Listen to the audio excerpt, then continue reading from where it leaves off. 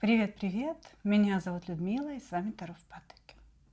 Сегодняшний наш разбор, мои дорогие, будет на одну позицию. Ну, как говорится, по просьбам телезрителей. Да? Были такие просьбы у меня в комментариях. Людмила, сделайте, пожалуйста, на одну позицию, ну или хотя бы изредка, да, делайте на одну позицию. Делаю, девочки. Значит, сегодняшнее название разбора, да, звучит так. Мысли, чувства, действия человека. Да? И так как мы все это будем смотреть на одну позицию, соответственно, внимательнейшим образом слушаем сигнификацию. Ну, впрочем, как и всегда. Да? Соответственно, значит, сигнифицировать буду ситуацию между вами, немножечко, может быть, мужчину, да, просигнифицирую. Сейчас я посмотрю, пишется там все.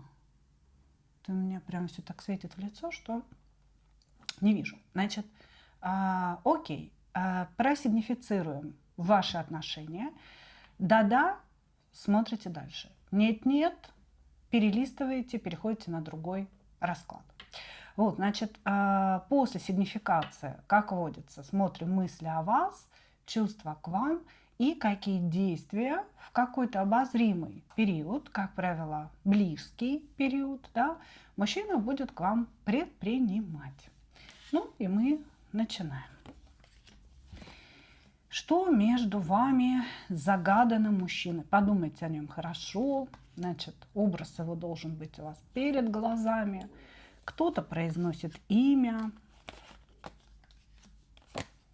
чтобы понять.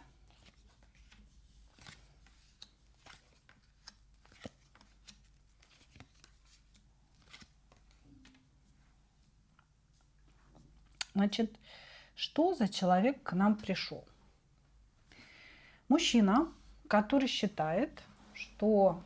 Я так вот делаю. Мужчина, который считает, что он, знаете, настолько хорошо знает женщин, настолько он изучил нашу психологию, нашу сексуальность, что может вот как-то, знаете, так вот по щелчку любую женщину завлечь, увлечь и утащить к себе в амбар. Перевернутый маг и дьявол выпадает на характеристику мужчины.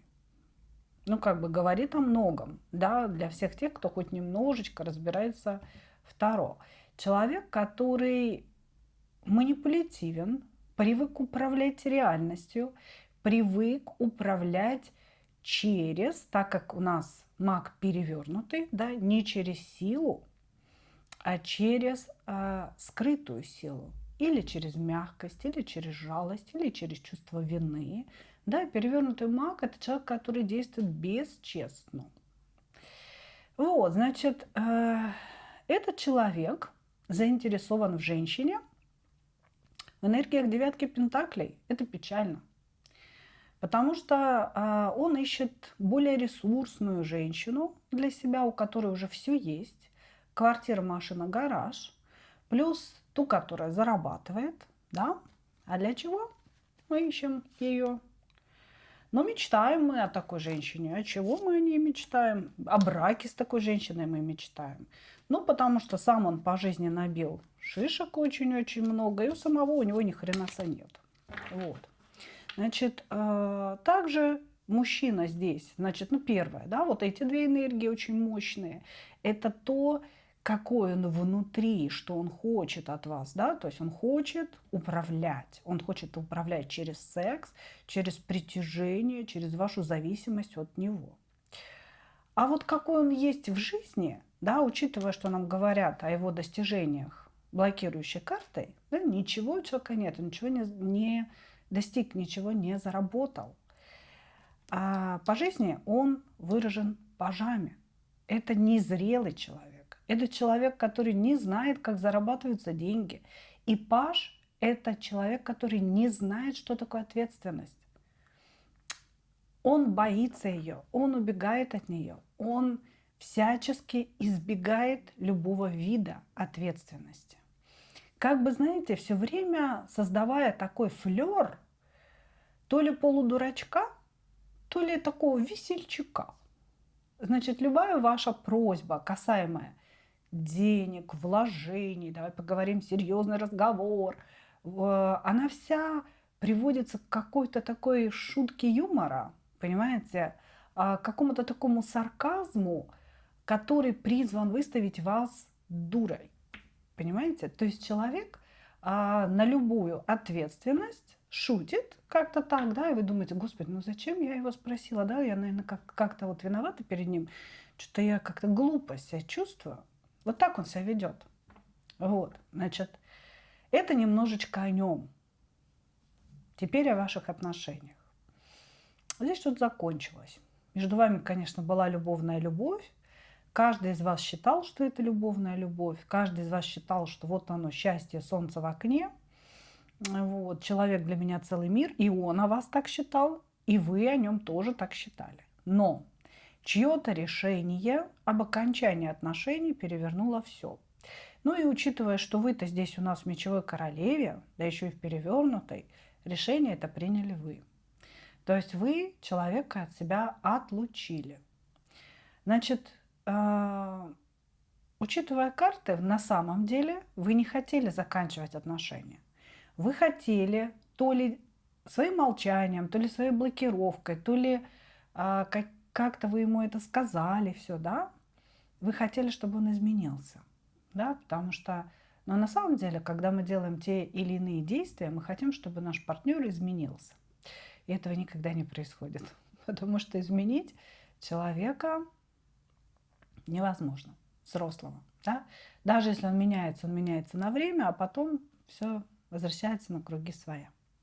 Значит, и вы приняли какое-то решение, отрубасили от себя этого мужчину, перестали в него вкладываться. Может быть, вы ему помогали финансово, может быть, вы давали ему свой ресурс, свое присутствие, внимание, восхищение, мудрость, совет, да, поддержку какой-то. Это огромный ресурс на самом деле. И многих мужчин он держит на плаву и заставляет достигать чего-то. Вы перестали это все давать, отрубили и перестали сами писать. Здесь вообще очень много переписок. Очень много переписок между вами. То есть встречи могли быть, могли не быть. Но в основном в этот весь роман он развивался как некая такая мешанина из слов. Такой, знаете, ватсапный роман или там телеграмный роман. Роман в мессенджере. Вот, то есть ваши эмоции, они возникали от слов, написанных. Вы какие-то эмоции себе додумывали, какие-то эмоции себе дорисовывали. Вот. И скорее это все существовало, да, но оно существует еще, потому что вы поставили точку без точки, да. Значит, все это существует в некой такой иллюзорной реальности, да, то есть не настоящей реальности. Это реальность выдумки и вашей, и мужчины вашего, в которой существует такое дьявольское притяжение. И как только вы это притяжение чуточку к мужчине проявляете, он тут же начинает манипулировать. Ну, тут же такой, типа, контроль в моих руках. Сейчас я ее быстренько тут уделаю, да? Странные такие взаимоотношения. Вот. Вам, безусловно, хочется большой чистой любви по 10 кубков. Вам хочется, чтобы вас любили, чтобы вас баловали, чтобы вас куда-то возили, чтобы вам устраивали сюрпризы. Вы чувствуете себя недолюбленной женщиной. Недолюбленной, несмотря на то, что вы в 9 пентаклей. Да? Но для него, я не знаю, может быть, вы в жизни, ну вот в принципе обычная женщина, да, у которой просто есть дом, работа, да, но для него, у него гораздо более низкий уровень финансов, чем у вас. Вы вот прям, господи, звездная звезда, боже, какая же она богатая, хочу присосаться к ней побыстрее, чтобы этот ресурсик весь с нее скачивать. Вот, значит, какой-то такой роман, который протекал в большей степени в иллюзорной реальности и в реальности переписочной. Вот, и вы могли и поругаться-то по переписке, и поставить точку по переписке. Так вот, Вы здесь, значит, хотели, чтобы мужчина изменился после вашего решения, чтобы он там типа задумался, понял, чего для него важно, чего не важно, понял вашу ценность и, конечно же, начал вести себя по-другому. А он не начал вести себя никак. Он замолчал. Сейчас посмотрим его мысли, да, вообще на этот счет. Он тоже замолчал, вы замолчали, он замолчал. Вы ушли, ну, он такой, типа, ну ладно. Вот, и как-то тоже сидит в кустиках. Вот, но реальность ваша существует, да. Не очень такие, знаете, предзнаменования на будущее, когда у нас на дне колоды блокирующая карта. Ну окей, ладно, мы смотрим дальше. Давайте посмотрим мысли вашего злодея. Вас молчит злодей, да? Ухмыляется там на том конце провода.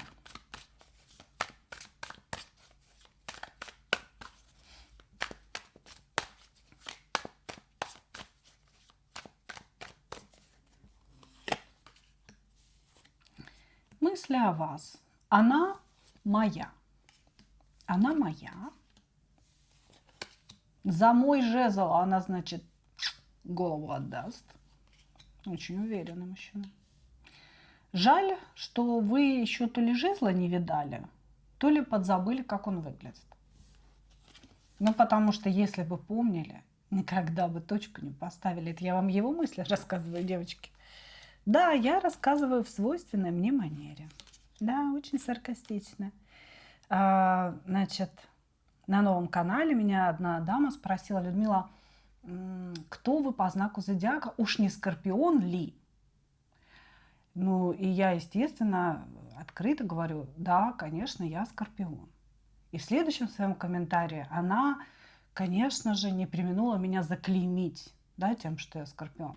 Конечно, я так и думала, что она Скорпион, причем как-то говоря обо мне в третьем лице, да, обращаясь, видимо, к аудитории. Я так и думала, что она Скорпион. Все время все мужики обесценены, все время видят все какие-то, их темные стороны. Не чтобы сказать о чем-то хорошем, о чем-то светлом и о том, что действительно человек любит. Ну, конечно. Ведь все приходят смотреть таро-расклады, когда у них все хорошо, правда? И когда они уверены в том, что человек любит. И когда вообще мужчина носит цветы, подарки, везде приглашает, и вот женщине больше делать нечего, как сидеть смотреть таро-расклады, да, вместо того, чтобы с ним гулять по берегу моря. Вот. Но, тем не менее, я Скорпион и говорю о мыслях человека в свойственной мне саркастичной манере. Да. Кому нравится, welcome на канал. Кому не нравится, welcome на другие каналы. Дорогие, все имеют право на свое мнение. Вот, значит, что далее? Мысли его о вас. Да, повторюсь. Мысли о том, что при помощи жезла, при помощи секса, при помощи его невероятной сексуальности, он считает, что он прям вот, ну, как бы дьявол с жезлом наперевес. Он просто как-то вот о себе так думает. Вот, значит, он обязательно покорил бы вас, он обязательно сломил бы ваше сопротивление, но жезла вы, скорее всего, не видали. Если ваше общение только по переписке, то, возможно, были какие-то эротические моменты, разговоры, но секса-то не было. И он такой, типа, блин, вот если бы она знала, какой я в постели, какой я просто, господи, Дон Жуан, я не знаю, там, Лен Делон почему-то мне пришел в голову. Вот. Ну, короче говоря, вы бы тогда не сопротивлялись и не ерепенились, а сразу бы согласились быть его иной женщиной, и никуда бы вы, значит, от него не делись. Вот. Но жезлом вы не знакомы. Или знакомы, но давно. Поэтому ему приходится взаимодействовать с вами словами, а он вообще не мастер эпистолярного жанра. Вы вообще можете говорить на разных языках. Он говорит, мы не понимаем друг друга. Мы друг другу говорим какие-то слова и все время ссоримся, потому что мы друг друга не понимаем. Вот, значит, Что еще он думает? Он, конечно, думает, что ваша точка – это не точка. Типа того, что точку она поставила там. Я тоже посижу в мечевом короле. Она в мечевую королеву ушла, так и я помолчу. Ну окей. Кто поставил, то, ну то есть пусть она, раз она точку поставила, пусть она превращает эту точку в запятую и меня возвращает. Кого там она наказать решила? Ишь ты, сказал он. Вот. Но на самом деле мириться хочет. То есть на самом деле он думает о вас, он думает, как обойти какие-то запреты, как обойти ваше «нет», какую-то жесткую позицию вашу. И, значит, такие вот мыслишки у него появились, потому что, возможно, молчание затянулось. Может быть, он думал, что вы через недельку уже напишете снова, или потом там через месяц, ну, как бы она должна написать, ну, что за фигня-то? Вот, как бы, а сейчас уже, может, там 3 месяца прошло, полгода, год, у кого-то 2. Вот. И он такой, что-то мне подсказывает, что молчание может действительно стать окончательной точкой в наших отношениях. Короче, вот как-то так. Сначала вот такие вот мысли, потом мысли о примирении, но они как-то, знаете, у него на таком вот, на границе сознания, на отдалении находятся. Типа, ну, это вот на крайний случай. В крайнем случае я тоже могу помириться. В крайнем. Еще немножко я подожду все-таки. Хорошо. Он очень на вас зол на самом деле. И если примирение произойдет, вы здесь наслушаетесь такого говнеца. Кошмар. Хорошо, мысли просмотрели. Чувства давайте. Что гораздо интереснее, да?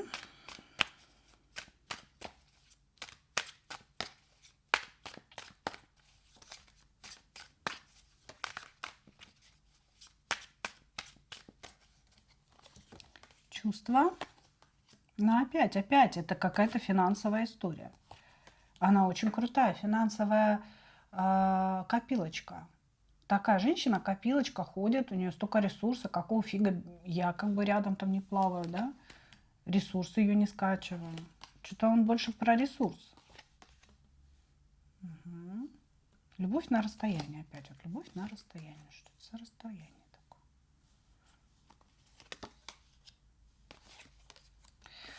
Понимаете, очень здесь двойственная история. Вы, конечно, его очень возбуждаете, то есть здесь вы для него и дьявол, вы для него и какое-то нереальное сумасшествие, возбуждение. Человек, вот, которого мы рассматриваем, да, я бы сказала, ноль духовности. То есть он вообще не думает о таких понятиях, как любовь, как общение, интеллектуальное соприкосновение, духовное соприкосновение. Да? Вот все то, что нам, девочкам, так необходимо, чтобы родились эти эмоции, родилось это желание к человеку, да? Возникла химия определенная. Это все вообще не для него. Он живет на нижних 2 чакрах. Это Муладхара Сватхистана, это пися и пожрать. И желательно еще не работать, чтобы пристроиться кому-то, да, не работать, чтобы, а пристроиться кому-то, чтобы не работать. И всегда было что пожрать, и всегда было с кем потрахаться. Вот такие пожелания у него. Значит, при этом это абсолютно гулящий человек, придурочный король воздуха здесь у меня сидит, который говорит, ну мне же ее главное приручить, а потом я буду жить так, как я привык. А привык он свой жезл носить направо и налево. Понимаете, вот, господи, вон какая красивая женщина пошла, пойду к ней схожу.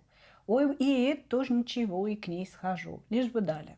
Вот, значит, чувства его к вам, да, чувства его основаны на сексуальном вожделении, на притяжении полов, жезла его, очень сильно возбуждаете, видимо, вы внешне очень красивые, сексуальные, и что самое главное, ухоженные. Ухоженные. Вот у вас какой-то уровень такой ухоженности, вообще вот позиционирование себя высокий для него. То есть у него были женщины другого формата. Например, женщины, которые не ходят, допустим, в салоны, там делать маникюр, педикюр, красят волосы 1 раз в 3 года, да, то есть, а то и вообще не красят. То есть вот вы другая. Вы по вот этой карте, да, вы женщина, которая ухаживает за собой. Возможно, ходите в спортзал, поддерживаете там какое-то питание, да, то есть вы можете быть взрослее, чем он, то есть старше его, но при этом это такая, знаете, это вот такое вот богатая взрослость. Причем богатая это не от денег зависит, а от того, сколько вы в себя вкладываете усилий. Вот о чем речь. И он же это чувствует, собака, понимаете? Он это вот прям, его это будоражит. Ах, какая женщина, да, ах, какая женщина. Он внутри вот прям, мне б такое уже спел. Вот. Но он вообще вам не пара. Выше чакр, выше Сватхистана ничего не идет. Не идет у него энергия выше, да, она там застопорилась. Ему нужны ваши деньги, вот это вот ваше вот прекрасное внешнее проявление и секс. Далее ему нужна свобода его письки для того, чтобы он эту письку носил по другим женщинам, а вы как будто бы ничего не замечали.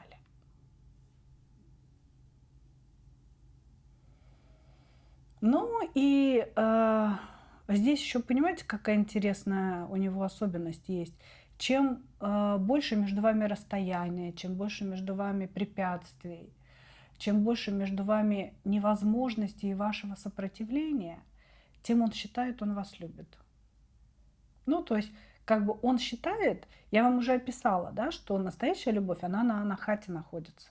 Настоящая любовь находится на анахата чакре. Это кубковая любовь. Это кубковая любовь. Это любовь, когда человек сначала испытал страсть, притяжение, да, поднял эту страсть на уровень сердца, и вот тогда у него возникает любовь и страсть, и любовь как бы вместе, да, объединяющее начало. А здесь у него, он думает, что он вас любит на Сватхистана чакре. На самом деле это желание получить от вас удовольствие, желание качнуть ресурс от вас. Вот. И еще вот это его ощущение влюбленности, оно зависит от расстояния. Если расстояние сократится, если вы скажете «да», если исчезнут препятствия, вы перестанете быть ему интересны вмиг, просто вмиг. Это такой человек. Хочется ему адреналина, хочется ему легкости такой вот, знаете, козлик-попрыгунчик. Хорошо. Ну ладно, разобрались с чувствами. Давайте посмотрим, какие у нас будут действия.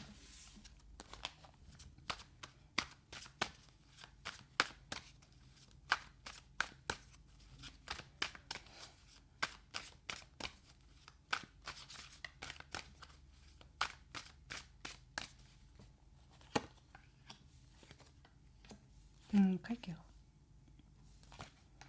Не будет действия. Вообще. Если повезет, тогда все как-нибудь само произойдет.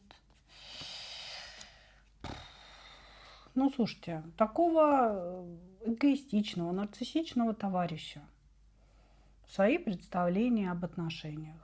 Ему кажется, что мы все должны, и вы в том числе ему должны.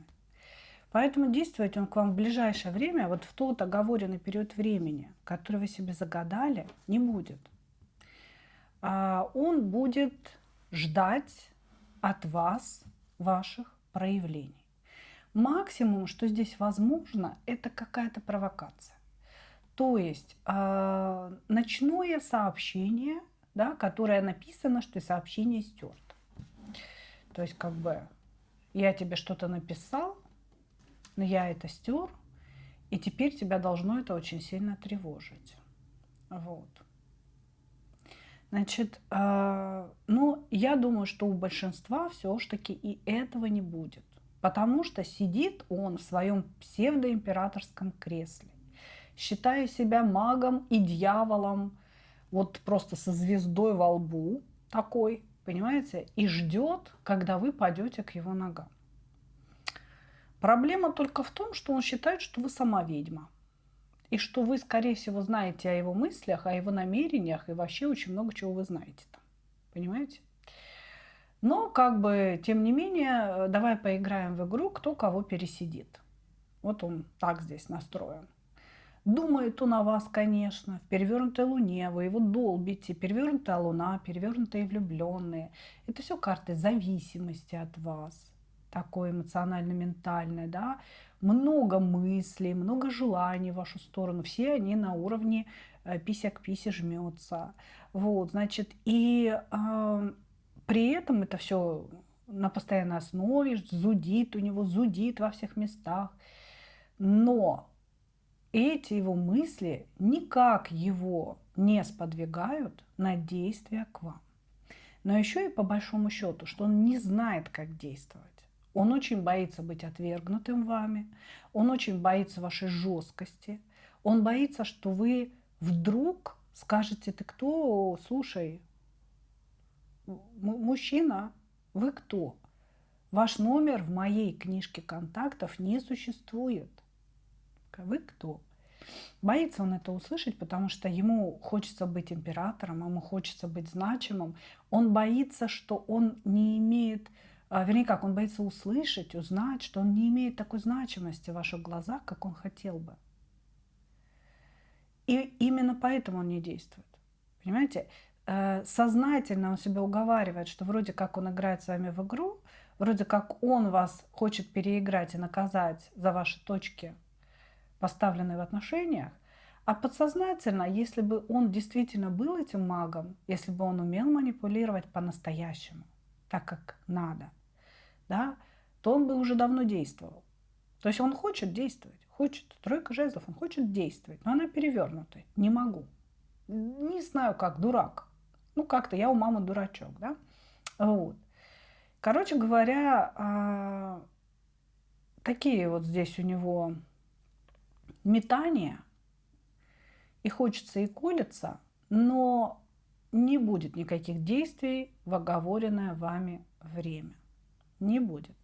Максимум, на что он рассчитывает, на то, что какая-то судьба чудесная, да, высшие силы, ну, с какой-то одной им ведомой целью вас снова соединят, вы столкнетесь лбами на какой-то автобусной остановке, да, там, или возле кофемашины, если вы вместе работаете. Вот. Вот это расстояние между вами сократится, и вдруг, да, снова чего-то там вспыхнет. Действий не будет.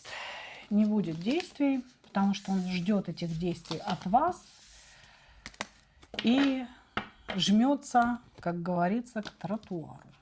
Вот так. Пока ничего не будет. Ну, наверное, это и хорошо. Да, и слава богу. Девочки, ну вот такой у нас сегодня получился разбор. Очень надеюсь на то, что он вам понравился. Кого-то, может быть, я немножко расслабила, повеселила вот, своими шутками юмора. Мне было весело, если честно. Да, как бы мне как-то так вот на такие вещи, на таких мужчин, ну вот хочется смотреть свысока, уж меня простите. Вот, благодарю вас от всей души за ваше внимание. И, как обычно, хочу пожелать вам только одного. Встретить свою настоящую любовь и не потерять в ней себя. А также быть немного более благодарными своему тарологу, который старается для вас, делает для вас и 3 позиции, и 1 позицию. И, ну, вот как-то, знаете, воспринимать это с простой человеческой благодарностью. Благодарю вас. Увидимся с вами уже завтра на новом канале Людмила Шпакова в потоке. Напомню, что существует этот новый канал. И если вы подпишетесь на него, будете ставить лайки, писать там комментарии, то вы с удовольствием будете видеть мою персону ежедневно, надеюсь, что с удовольствием, и получать необходимую вам информацию каждый день, как вы и привыкли на протяжении последних 6 лет. Благодарю вас. Увидимся на канале. Пока-пока.